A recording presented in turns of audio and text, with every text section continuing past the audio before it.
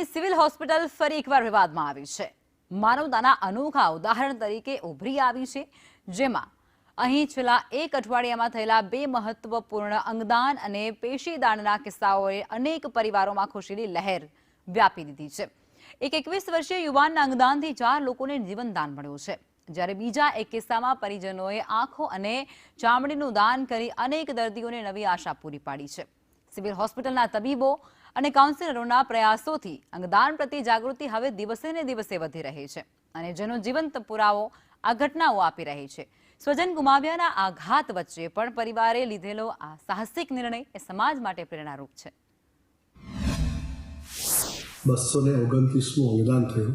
આની વાત કરીશ તો 21 વર્ષીય પુરુષ રાહુલ, ઝારખંડનો રહેવાસી, પરંતુ અહીંયા હાલોલ સાઇટ પર કામ કરતા એને બ્રેન હેમરેજ થયું ઘરે અને સિવિલ હોસ્પિટલ લાયા, જેને બ્રેન ડેડ ડિક્લેર કરતા એના સમગ્ર પરિવારે, ખાસ કરીને પિતાજીએ અંગદાન કરવાનો નિર્ણય કર્યો અને રાહુલ તરફથી સિવિલ હોસ્પિટલને એક લીવર, 2 કિડની અને પેન્ક્રિયાસ દાનમાં મળ્યા।